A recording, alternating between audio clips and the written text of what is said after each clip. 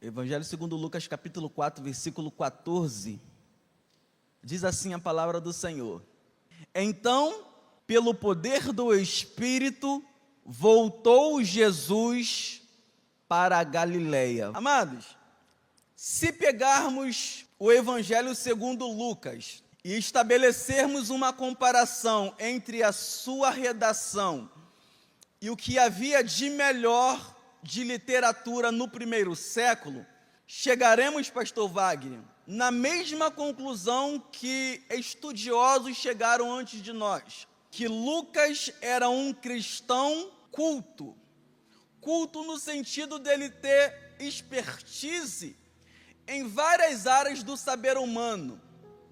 O Evangelho segundo Lucas foi muito bem escrito, o estilo que ele escreve é admirável, o grego é muito polido, gramaticalmente superior do que qualquer livro do Novo Testamento. Só não perde nessas qualidades para a carta aos Hebreus. Essa reputação de Lucas não caiu de paraquedas. Essa reputação era com certeza porque Lucas tirava tempo de excelência aos estudos. E isso o conduziu a tornar-se um médico, o que chamou a atenção de muitas pessoas na sua época.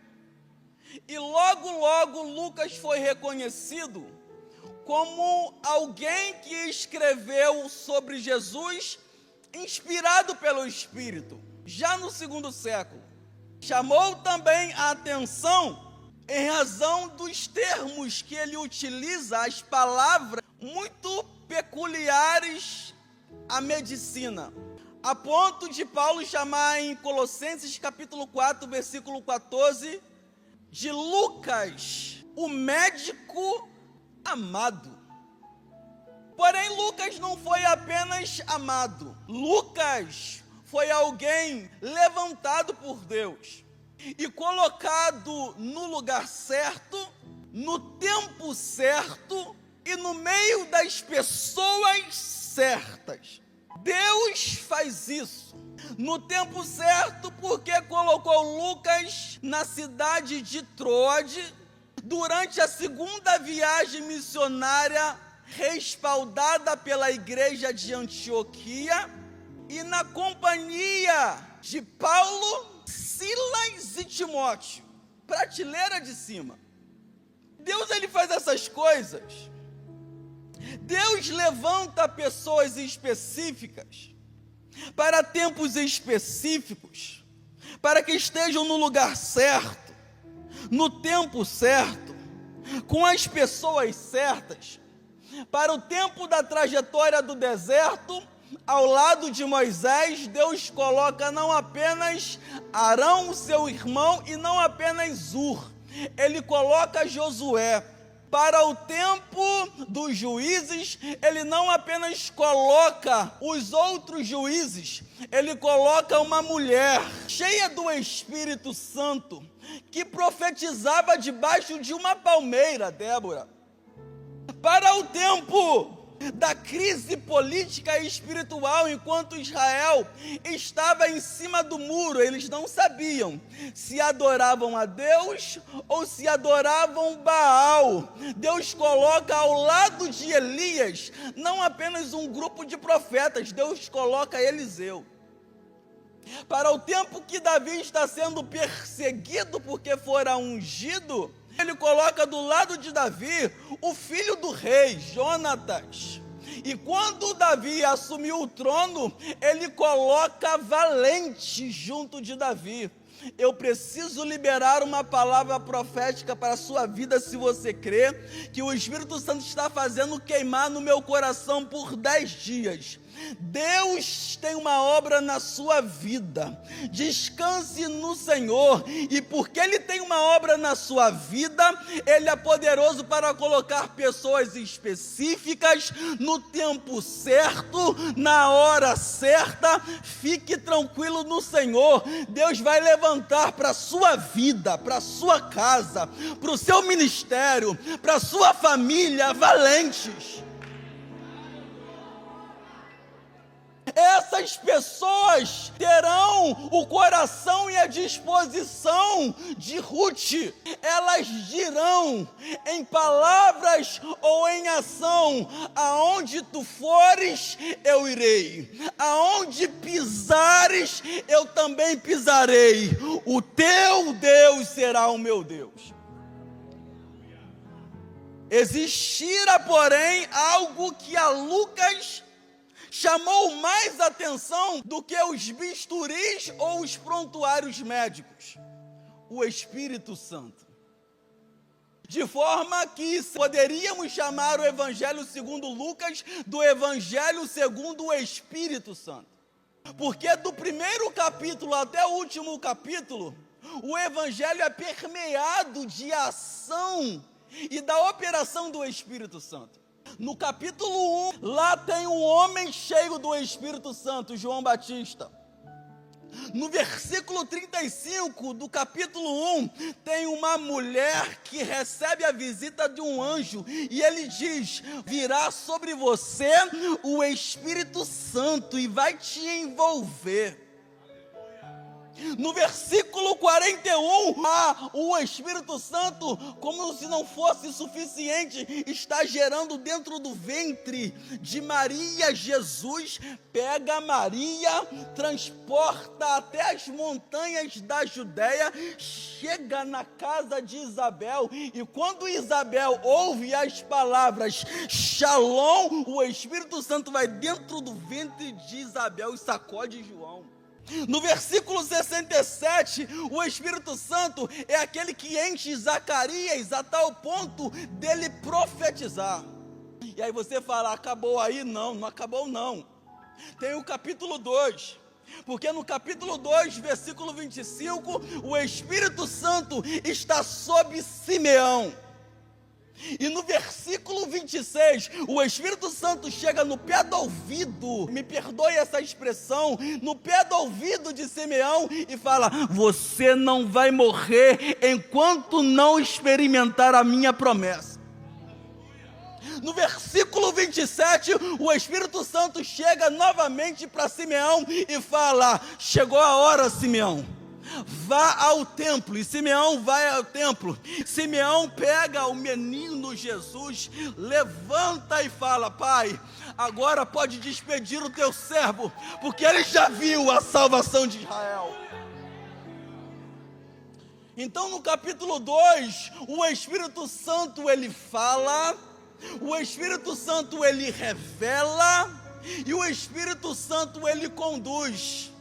Fique certo, o diabo não colocará cera espiritual nos seus ouvidos. Você vai ouvir a voz do Espírito, mas o Espírito Santo também revela. Eu quero liberar uma palavra para a sua vida: você não ficará enganado, você não viverá enganado. Deus já há de revelar o projeto que Ele tem para a sua vida, para a sua família, mas o Espírito Santo também guia. Você não ficará prostrado, paralisado espiritualmente, sem direção. O Espírito Santo vai te guiar. João capítulo 16, versículo 13: o Espírito da verdade, Ele vos guiará em toda a verdade. Ele vai te guiar, Ele vai te guiar, Ele vai direcionar os seus passos, Ele vai direcionar a sua família. Você não está à revelia, você não está sem nenhuma orientação. O Espírito Santo vai te guiar, vai te guiar. Aleluia. E aí você fala: acabou agora. Não, não acabou não. No capítulo 3, o Espírito Santo assume uma forma corpórea e vai até Jesus na ocasião do batismo e pousa sobre Jesus. Isso é tremendo, Porque nesse momento acontece uma interação entre a Trindade. Nesse momento, Jesus, o Filho, desce nas águas, passando pelo batismo. Aí o Espírito Santo vem sobre Jesus e pousa sobre Jesus. Acabou aí não, falta o Pai. O Pai do alto céu responde àquela ação de obediência. E eu imagino ele se colocando de pé no trono, olhando para baixo, apontando para a terra e dizendo: esse daí não é o filho de Maria, esse daí não é o filho de José, esse é o meu filho amado, em quem eu tenho prazer. Abácia na lavassúbia, oh glória. E alguém vai dizer, é um advogado, mas Deus vai levantar outra pessoa para dizer, é um advogado cheio do Espírito. E alguém vai dizer, mas é um militar, mas Deus vai levantar alguém para dizer, mas é um militar cheio do Espírito. Mas é um professor, mas é um professor cheio do Espírito. Mas é um porteiro, mas é uma dona de casa, mas é uma boleira, não importa. O que importa é se você é cheio do Espírito. O Espírito havia pousado sobre Jesus. E agora, cheio do Espírito, Jesus é conduzido ao deserto. Após Jesus vencer o diabo no deserto, agora Jesus retorna para a Galileia. E na Galileia, ele vai frequentar algumas sinagogas. Porque há um mistério aqui que precisa ser revelado pela palavra. Porque não é apenas Lucas que relata que Jesus entrava nas sinagogas, mas os objetivos ou as realizações de Jesus na ótica dos evangelistas são distintas. No Evangelho segundo Mateus, as sinagogas são ambientes da manifestação do reino de Deus para realizar curas de enfermidade. As sinagogas em Marcos são locais aonde Jesus vai expulsar demônios. As sinagogas, aos olhos de João, são ambientes de debates teológicos para que as pessoas pudessem compreender que Jesus não era apenas homem, era o Filho de Deus. Mas agora na sinagoga de Lucas é o ambiente ideal para o ensino. Porque quando o reino de Deus se estabelece, quando Jesus chega em determinado ambiente, a libertação, a cura, ao ensino e todas essas questões aponta para um objetivo final. Qual, pastor Osés? Que Cristo seja estabelecido como centro. Você cantou, o fogo caiu, a glória é de Deus. Você pregou, Deus batizou com o Espírito e o fogo, mas a glória é de Deus.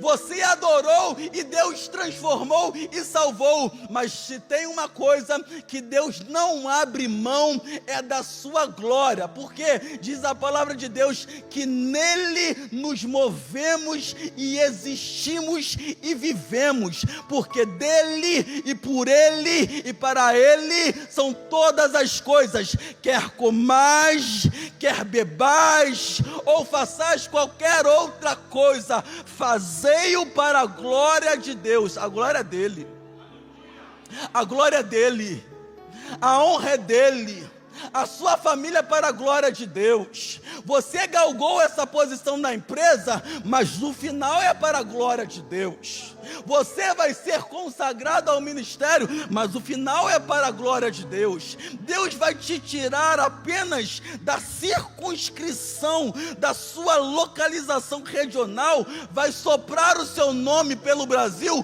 mas o final é para a glória de Deus. Tudo é para a glória de Deus. Tudo é para a glória de Deus. Eu preciso preciso de alguém que levante as mãos para os céus nesta noite. Eu preciso de alguém que me ajude a adorar. Eu preciso de alguém que me ajude a enaltecer a majestade de Jesus nesta noite. A glória é dele, a honra é dele, o louvor é dele, tudo é por ele, para ele. Todas as coisas é para ele. Mas agora, Jesus entra na sinagoga de Nazaré. E era costume entrar na sinagoga, ficar de pé, ler o livro. Terminou a leitura, as pessoas se assentavam e a pessoa pregava, falava, explicava. Jesus entra na sinagoga de Nazaré e daqui a pouco um ministro da reunião se apresenta a Jesus e coloca nas mãos de Jesus o livro. O texto não diz que foi colocado nas mãos de Jesus um livro. Porque se você me pedir a recomendação de um livro, eu posso te dar algumas recomendações. Pastor, um livro, As Obras de Goethe, um escritor alemão. Um livro, Esaú e Jacó, de Machado de Assis. Um livro, A Pena e a Lei, de Ariano Suassuna. Aí você fala, eu não quero um livro, eu quero um bom livro. Eu também te recomendo Liderança que Prevalece, do pastor Calito Paz. Eu te recomendo Relações Humanas e Liderança, do nosso mestre pastor sênior Osiel Nascimento. E aí você fala, eu quero um bom livro. Eu te recomendo um outro, A Cruz de Cristo, de John Stott. Mas não colocaram na mão de Jesus um livro, colocaram nas mãos de Jesus o livro. Colocaram nas mãos de Jesus o livro. Qual a diferença, pastor Zés, entre um livro, um bom livro e o livro? É porque um livro melhora o seu vocabulário, o livro melhora o seu caráter com Deus, um livro transforma a nossa visão de mundo, o livro transforma a minha vida, a sua casa, a sua família. Um livro concede-nos acessos a lugares inimagináveis, mas a meditação no livro, a leitura de um livro, a prática, a retenção do ensino do livro, concede-nos acesso ao céu. Eu prefiro ir ao céu porque eu prefiro meditar no livro. Essa igreja chegou até hoje, bonita, esplendorosa, cresceu, vai crescer mais. Como ministro do Evangelho, com muita humildade, eu quero liberar uma palavra nesse mundo, um mundo espiritual, que as próximas gerações não abandonarão na DEC o livro. As próximas gerações, os próximos líderes, os próximos pastores amarão o livro. E aí você fala, qual a importância do livro? Porque a melhor coisa que pode acontecer dentro de uma casa é quando o chefe de família, alguém ungido, direcionado pelo Espírito, pega o livro, abre o livro e lê o livro. A melhor coisa que pode acontecer dentro de uma empresa é quando alguém ungido ou ungida pega o livro, abre o livro e lê o livro. A mudança que esperamos na nossa cidade, no nosso estado, no nosso país, não virá apenas com shows, não virá apenas com ministração de cânticos, virá quando alguém ungido, direcionado pelo Espírito Santo, pegar o livro, abrir o livro e ler o livro. As maiores mudanças no cenário espiritual aconteceram quando alguém ungido, direcionado pelo Espírito, pegou o livro, abriu o livro e pregou o livro. O rei Ezequias foi um rei muito usado por Deus.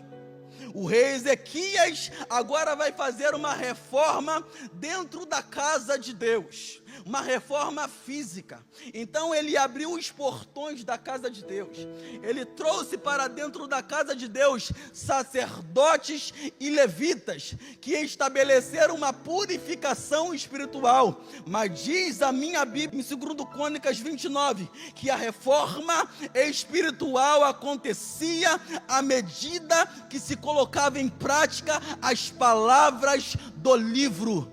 O rei Josias, após Davi, foi o rei que mais foi usado por Deus para poder empreender uma reforma espiritual dentro do povo de Deus. Começou a reinar muito cedo, com 8 anos de idade, foi adestrado e direcionado por um sacerdote, mas ele tinha trabalhadores ao seu dispor, ele tinha guardas ao seu dispor, ele tinha um escrivão ao seu dispor. Porém, Deus queria uma reforma profunda e espiritual, mas essa só aconteceu quando alguém achou perdido no meio dos escombros o livro, pegou o livro, leu o livro. Deus colocou algo muito forte dentro do meu coração, o avivamento que tanto esperamos, o avivamento que tanto aguardamos. Ele pode e vai acontecer coletivamente, mas o que o Espírito Santo falou muito forte ao meu coração durante esses dias é que esse avivamento, Deus quer que comece pelo dentro das nossas casas, e ele vai acontecer quando nós passarmos, voltarmos e deixar novamente o celular em segundo plano, o computador em segundo plano, o rádio em segundo plano, pegar o livro, abrir o livro e meditar no livro. Então Jesus chegou na sinagoga. Todo sábado, alguém pegava o livro, abria o livro, lia o livro e fechava o livro. No próximo sábado, novamente se repetia aquela ação. Alguém pegava o livro, que era um rolo, abria o livro, e a leitura era continuativa, era a partir da onde o leitor da semana anterior havia parado, e ele dava continuidade à leitura. No outro sábado, assim acontecia, pegava o livro, abria o livro, e da onde havia parado na semana anterior, o leitor lia. Isso é coisa de Deus, isso é obra do Espírito Santo, não tem outra explicação. Porque eu imagino o Espírito Santo falando para Jesus: chegou a hora de você entrar na sinagoga de Nazaré. E Jesus adentrou a sinagoga de Nazaré. Quando ele se colocou de pé, o ministro do culto se aproxima do culto, pastor Luiz, e entrega nas mãos de Jesus o livro. Jesus pega o livro, abre o livro, e quando ele vai ler Isaías 61, ele vai ler Isaías 61, e o que diz Isaías 61? Jesus vai dizer: o Espírito do Senhor está sobre mim, porque ungiu-me. Quando Jesus diz aqui, sobre mim, ele está apontando indiretamente para a sua humanidade. Em outras palavras, ele está dizendo: eu também sou homem, precisei dormir, precisei passar pelo batismo, preciso me alimentar, preciso dormir, preciso andar, preciso subir ao monte para orar, preciso jejuar. O Espírito está sobre mim. Mas quando ele vai dizer, porque ungiu-me, é uma declaração. Ele está dizendo: eu tenho uma missão, eu tenho um chamado, eu tenho uma vocação, mas a minha missão eu não vou cumprir sozinho. Há alguém que vai ao meu lado. Eu vou em cooperação do Espírito Santo. Gênesis capítulo 1, versículo 1 diz: no princípio criou Deus, Bereshit bara Elohim. Bereshit, no princípio, em um princípio, criou, criado nada, sem nenhuma matéria existente, ele criou. Mas diz também Elohim, Deus. Deus aqui, Elohim, é um substantivo masculino plural. Porque quando a Bíblia está dizendo Elohim, Deus está apontando para a Trindade. Porque se fosse Deus no singular, poderia ser Eloá. Eloá é o nome de Deus no singular, no hebraico. Mas a Bíblia diz, no princípio criou Deus, no plural. Então, quando a Bíblia está dizendo que Deus criou os céus, o Espírito está dizendo, eu participei dessa criação. Quando a Bíblia diz que Ele criou a terra, o Espírito Santo está dizendo, eu participei dessa criação. Quando a Bíblia diz que Deus criou os anjos, a Bíblia está dizendo, o Espírito Santo está dizendo, eu também participei dessa criação. Quando Deus libera uma palavra para a sua casa, para dizer, eu vou realizar uma obra na sua vida, eu vou realizar uma obra na vida do teu filho, eu vou realizar uma obra na vida do seu marido, o Espírito Santo está dizendo, eu vou participar desse projeto, eu vou participar disso. Aleluia. Oh glórias. Aleluias. Aleluias. E agora Jesus diz, o Espírito do Senhor está sobre mim. O Espírito Santo me mostrou algo que eu nunca tinha visto nesse texto. Porque existem das muitas ações do Espírito Santo, 3 também são muito importantes na vida do homem. É encher, guiar e estar sobre. O Espírito Santo, ele enche, ele guia, mas ele está sobre. A Bíblia diz, em Lucas capítulo 1, versículo 15, que João Batista estava cheio do Espírito Santo. A Bíblia também vai dizer, em Atos 4:8, que Pedro estava cheio do Espírito Santo. No contexto da escolha dos diáconos, um dos pré-requisitos que eles deveriam preencher é de serem cheios do Espírito Santo. Porém, o Espírito Santo não quer apenas nos encher, porque nós podemos estar cheios do Espírito Santo, grave isso, mas não sermos conduzidos pelo Espírito. Pastor, base bíblica, eu te dou. A Bíblia vai dizer em Lucas capítulo 4, versículo 1, que Jesus, cheio do Espírito Santo, foi guiado ao deserto. Ele já estava cheio do Espírito, mas agora ele vai ser guiado pelo Espírito. Porque nós podemos estar cheios do Espírito Santo e não ser guiado pelo Espírito, são coisas distintas. Mas uma referência, a Bíblia fala em Atos capítulo 2, que a igreja fora cheia do Espírito Santo. Porém, eles ficaram no estado paralisado, não foram cumprir a missão, que era sair de Jerusalém, pregar o evangelho, pregar a palavra. Precisou Estevão morrer para que a igreja cheia do Espírito Santo se deslocasse de dentro dos muros de Jerusalém para ir pregar o evangelho. A morte de Estevão foi uma morte providencial dos céus, para que a igreja fosse despertada e saísse. Mas agora Jesus está cheio do Espírito, guiado pelo Espírito. Parou aí não, sobre ele também estava o Espírito. Deus quer te encher do Espírito, Deus quer me encher do Espírito, Deus quer nos conduzir pelo Espírito, mas Ele também quer que sobre a minha cabeça, sobre a sua cabeça, não saia o Espírito. Sobre a cabeça de Maria estava o Espírito. E o que a Bíblia diz? Que o Espírito sobre a cabeça de Maria a fez gerar.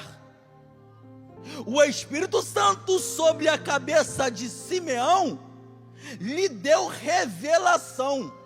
Mas agora Jesus vai dizer: o Espírito do Senhor está sobre mim. Para quê? Porque Ele me ungiu.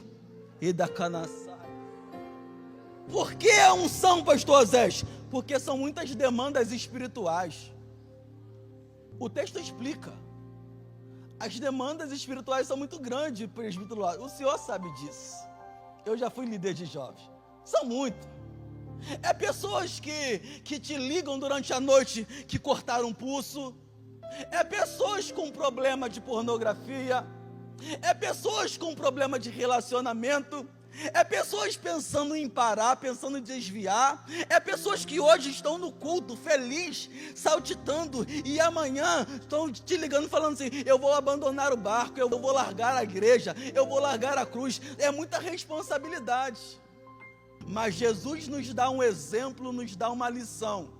Existem demandas espirituais, e quem nos habilita a essas demandas espirituais? Porque as demandas espirituais que se apresentavam para Jesus era evangelizar, era curar, era resgatar, era pôr em liberdade aqueles que espiritualmente estavam cativos, era anunciar o tempo da graça, o tempo da libertação, o tempo da restauração havia chegado. Mas o Espírito Santo bradou dentro do coração de Jesus e falou o seguinte: deixa comigo, eu repouso sobre a sua cabeça e eu te unjo, eu te capacito. A palavra que eu tenho para Deck nesta noite, com muita humildade, mas confiante naquilo que Deus me confiara, é: você tem demandas espirituais, você tem responsabilidades ministeriais, mas você não vai fazer isso no seu braço, você não vai fazer isso com apenas a sua inteligência,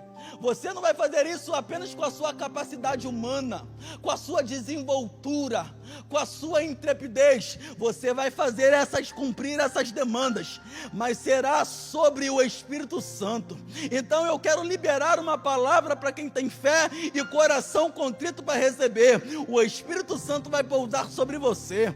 O Espírito Santo pousa sobre você nesta noite, porque Ele quer te ungir.